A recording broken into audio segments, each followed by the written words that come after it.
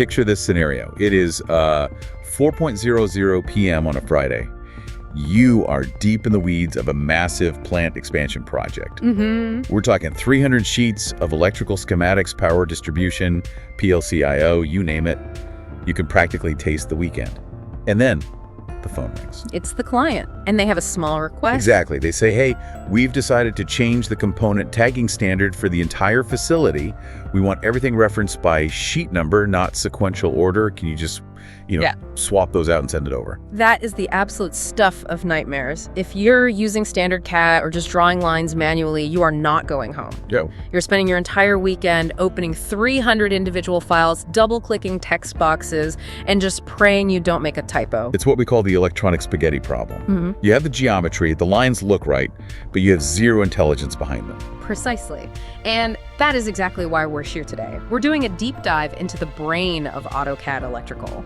We're looking at the materials from Suntech Engineering Solutions, and their core argument is, well, it's pretty radical if you've only ever used standard AutoCAD. What are they saying? They're effectively saying, stop treating this software like a drawing board. It's not a drawing tool. It's a database disguised as a drawing tool. That is the headline right there. If you're just drawing lines and inserting blocks, you are missing 90% of the software's power. You're doing it the hard way. So our mission today is to flip that switch. We're going to move from being drafters to being project managers. I like that. And we have a clear roadmap for this deep dive. We do. We're going to start at the top, mission control, the project manager interface, then getting into the weeds of configuration, the dreaded .wdt file. Yes. We have to talk about the standards, WAR, JIC versus IEC, because that is a trap waiting to happen. And finally, the payoff, automation. How to make the computer do the boring stuff so you can actually design. It sounds like a plan. And frankly, understanding the structure is a difference between enjoying your job and burnout. So let's start with the brain, project manager. To the uninitiated, looking at the interface, this just looks like a file explorer docked on the left side of the screen. It looks boring. Why is the source material so obsessed with this? Because in standard AutoCAD, a project is just a mental concept, right? It's a folder on your hard drive where you happen to keep related files, but the software itself doesn't know they're related. Right. In AutoCAD Electrical, a project is a tangible digital entity. When you create a project, you aren't just making a folder. You are generating a specific file with the extension .wdp. The .wd file, I see this mentioned everywhere in the notes. This is the DNA of the operation. That is the perfect analogy. It's a text file. You can literally open it in Notepad and read it, and it contains every single rule of engagement for your project. Every rule? Where the symbol libraries are stored, what's the naming convention for a relay coil, how do the cross-reference arrows look, what standards are we using, all of that. It lives in this one text file. So hypothetically, if I'm a rogue drafter and I just delete that file because I think it's clutter. You've essentially lobotomized your project. Wow. You still have the drawings, sure, the lines are there, but they don't know they're related to each other anymore. The software can't run error checks, it can't update title blocks, it can't track wire numbers across pages. You are instantly back to electronic spaghetti. That puts it in perspective. Now, setting up this DNA from scratch sounds like a drag, but the source material flags a specific workflow hack here, the copy settings feature. This is the single biggest time saver for setting up a new job. Most people, when they hit new project, they slog through the wizard, picking libraries and settings one by one. It takes, 20 minutes. But there's a button right there that says copy settings from project file. So you're standing on the shoulders of your past self. Exactly. You find a project you did last year that went perfectly. The fonts were right, the layers were correct, the client was happy. You point to that .wdp file, and the software clones its DNA into your new project. That's efficiency. You just rename it, change the description, and you're instantly compliant with your own standards. Let's talk about those standards, specifically the libraries. The software lets you tell it where to look for symbols, like a push button or a fuse. But the notes highlight a hierarchy here. The order of the folders in that list matters. Immensely. It works on a top-down search logic. The software is efficient, or maybe a bit lazy. It looks in the first folder on the list. If it finds a file named HPB11, a standard push button, it grabs it. And it stops looking. It stops looking. So here's a scenario for you. You have a custom library where you've made a specific fancy push button for a client, but you put that folder at the bottom of the list in your project settings. What happens? You'll never see it. Never. The software will look at the top folder, find the generic Autodesk version, and give you that. You'll sit there wondering why your custom symbol isn't showing up. So you had to physically use the Move Up button to prioritize your stuff. You do. It's a small detail, but it causes so much confusion. People think the software is broken, but really it's just following the list you gave it. It's doing exactly what you told it to do, not what you wanted it to do. Exactly. Okay, so we've got the project container, we've cloned our settings. Now we need to define the rules of engagement. Tagging. Everything needs a name. And consistency is king here. The database needs to know that the Start button on page 1 is the same device as the Contact on page 5. The sources outline 3 main ways to handle this. Sequential, reference-based, Yes. and these tag formatting strings. Oh. I saw those in the notes. What %? Looks like computer code. Let's unpack that. It's a simple variable script. Percef stands for family code, so CR for control relay or M for motor.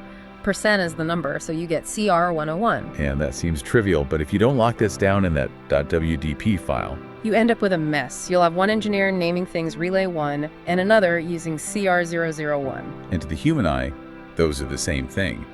But to the database, To the database, relay 1 and CR001 are 2 completely different line items. So when you run your bill of materials at the end of the job, you end up ordering double the parts or missing parts entirely. that's a real-world consequence. What about wire numbering? Imagine it follows the same logic. It does. A very common standard mentioned is %, sheet number plus a sequential number, so wire number 5 on sheet 10 becomes 1005. Why is that better than just numbering them 1, 2, 3, 4 all the way through? Think about the maintenance guy. 5 years from now, the machine breaks down. He opens a panel and sees wire 1005 is loose. Because of that naming convention, he knows immediately to open drawing sheet 10 to find the circuit. It's navigation built into the tag. If you just numbered them sequentially, wire 452 gives him no clue where to look. That makes total sense. Speaking of navigation, let's talk about when wires leave the page.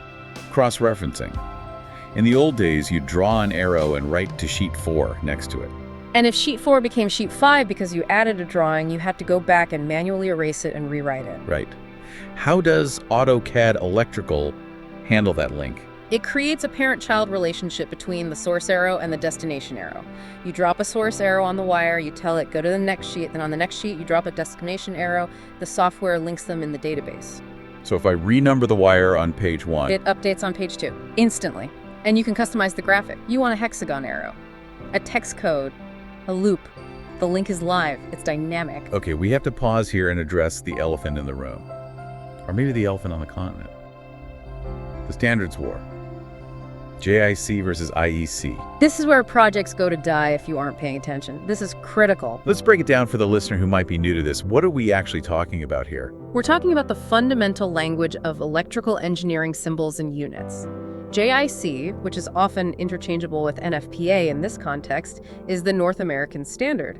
It's built on imperial units inches. And IEC. IEC is the International Electrotechnical Commission. This is the European and largely global standard. It is metric, millimeters. The source material warns about crossing the streams. What happens if I open a JIC project set up for inches and I try to insert a symbol from the IEC library? You get a scaling disaster. Think about the math. 1 inch is 25.4 millimeters. If you bring a metric symbol into an imperial drawing without scaling, it's going to be tiny. It'll look like a speck of dust. Or conversely, if I bring an inch symbol into a millimeter drawing? It'll be 25 times too big. It'll take up the whole page. A single relay coil will be the size of a house relative to your circuit. And it's not just the size. The connection points won't align with your grid. So the takeaway is, know your jurisdiction. Absolutely. If the client is in Berlin, you use the IEC standard that uses the ACEC.DWT template. If they are in Chicago, you use JIC, that's ECAD.DWT template. Do not mix them. That leads us nicely into the structure of the drawings themselves. The source material talks about a template trap regarding limits. This connects right back to the unit issue. Every new drawing is born from a template file, a.dwt, and this template defines the paper space boundaries, or the limits. I saw some numbers in the research, something like 00 versus 210, 297. Right, so an imperial template is maybe defined from 000 to roughly 30 by 22. That's a D-size sheet in inches. Okay. A metric template is defined around 000 to 210, 297. That's an A4 sheet in millimeters. That is a huge difference in coordinate space. It is. If you start a drawing with the wrong template, your grid snaps will be off, you'll zoom out and get lost in empty space, and your plot settings will be all wrong. The .dwt has to match the project intent. There's a specific moment the sources highlight, a pop-up box that appears when you add a new drawing to the project. It asks, do you want to apply the project default values? That is the moment of truth. It's the submission button. If I click yes, what am I agreeing to? You are telling the drawing, forget your individuality. Do what the project manager tells you. It overwrites the drawing's local settings layers, text sizes, arrow styles, and forces them to match the .wdp file settings. Which is usually what you want for consistency. 99% of the time, yes. You want the project to control the drawing. If you click no, the drawing stays rogue. It keeps its own settings. And having a rogue drawing is a recipe for weird errors later. It is. Now, as we organize these drawings, I've seen projects with 500 sheets. You can't just have a flat list. The sources discuss subfolders and codes. Right. Visually, in the project manager, you can create folders, schematics, panel layouts, that sort of thing. But the real power is in the metadata, the installation and location codes. Explain the difference there. Think of installation as the macro view. The source uses the example of a factory floor. Installation might be process line A. Okay, so the big geographic area. Right. And location is the micro view. Control panel 1, junction box 2, operator station 5. So every component gets tagged with these. Yes. And here is why it matters, reporting. Later on, you can ask the database, give me a bill of materials for everything in process line A, but only inside control panel 1. It's a one-click report. That's powerful. If you haven't used codes, you're manually counting parts off a PDF. This brings us to the automation magic. Let's talk about title blocks. The bane of every drafter's existence. Project manager comes in and says, the client changed the project name from Expansion 2024 to Expansion 2025. You have 200 drawings. In standard CAD, that is 200 files you have to open, edit, save, and close. It's soul-crushing work. But AutoCAD Electrical has the title block update tool. It's a beautiful thing. You map the attributes first. You tell the software, the attribute named Project Title in my block corresponds to line 1 in the project description. You do that mapping once. And then, when the change request comes in, you update the description in the project manager just once. You hit Title Block Update, select Project Wide, and watch it go. The software opens every drawing, swaps the text, saves it, and moves on. And crucially, it eliminates typos. You don't have Expansion 2024 on sheet 1 and Expansion 2052 on sheet 50 because your finger slipped. Exactly. Consistency through automation. It's foolproof. There was another feature mentioned, display configuration. Yeah, this is more of a user preference thing, but it's really helpful. By default, you might just see 01.dwg, 02.dwg. That tells you nothing. Right. You can configure the display to show the sheet number and the description.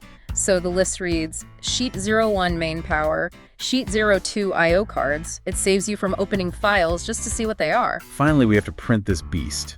Plotting. What stood out to you? Well, beyond the standard batch plotting, which is expected, there was this wonderfully quirky detail, the OK reverse button. I laughed when I saw that. It sounds like a bad translation. OK reverse! It does, doesn't it?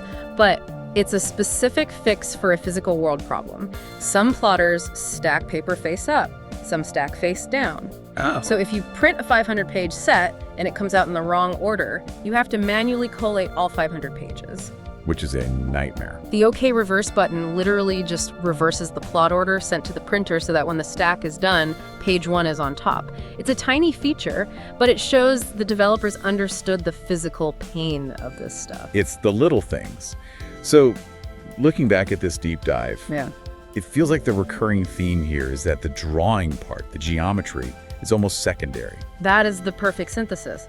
If you treat AutoCAD Electrical as a drawing board, you are fighting the software. The real work happens in the project manager. It happens in the .wdp file setup.